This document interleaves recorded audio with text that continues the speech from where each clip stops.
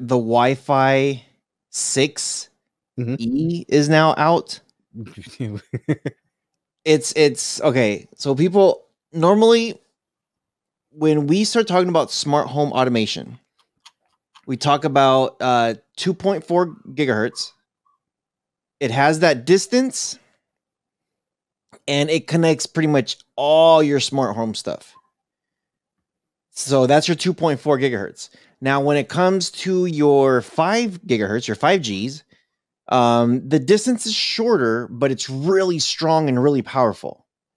Most of the time with a lot of these smart home stuff, they don't like that 5G. They want you to connect to the 2.4. It's just not compatible with that 5G. Yeah. So most of the devices just say, nope, 2.4. It gives you a much longer, consistent range. It's not as strong, but it's going to be more consistent than the 5G. 5G, if you're really close to it, the only sad part, a lot of smart home stuff does not use the 5G just because of if you do decide to put it somewhere further than the signal goes, then it's going to be so spotty. I've never had really problems with 5G. Like honestly, when I'm on my cell phone and I'm upstairs and I have a good distance, these companies need to start moving into 5G because this new Wi-Fi 6 is now they're introducing 6 gigahertz now. Mhm.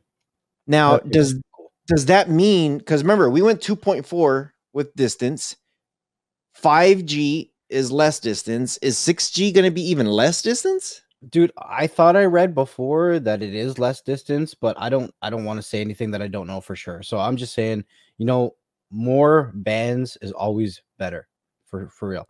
So So, okay, I just found something right here that says there's one downside. 6G signals cannot they can't travel as far through your house.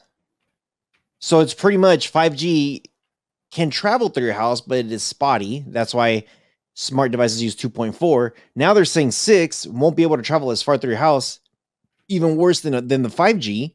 But, and they put the but, all exclamation point. It's a big butt. it's a big butt. It's a big booty. But they'll be extremely helpful when devices are together. Oh, they can bounce signals, maybe. That's interesting. Huh. And of course, they're saying to take advantage of this, you're going to need a new router. Look for the letter E, not just the 6, as well as devices that support it. The 6G bands will be mostly used by the devices that really need all that bandwidth. 8K TVs Hell yeah. and new laptops. Well, anything that needs low latency, right? Like your gaming, your streaming technology, your streaming tech, like all that stuff that needs low latency. Anything else, you can get away with your 2.4 all day. Yeah, and the last statement that this thing says is Wi-Fi 6E could also be very useful for future mesh routers, which work as a team to spread Wi-Fi all over your house. So it does sound like this is going to be bouncing off of each other. Hell yeah.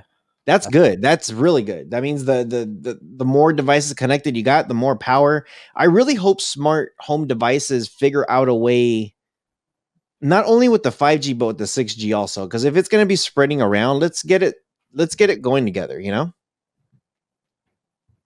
That should be pretty cool. And I know you and me have been both messing around with some 5G, so some not 5G, some mesh stuff.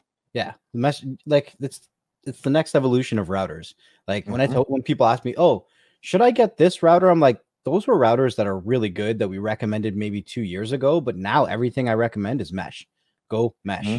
Go mesh or don't go home. Go home. Go home. Go Stay mesh or home. go home.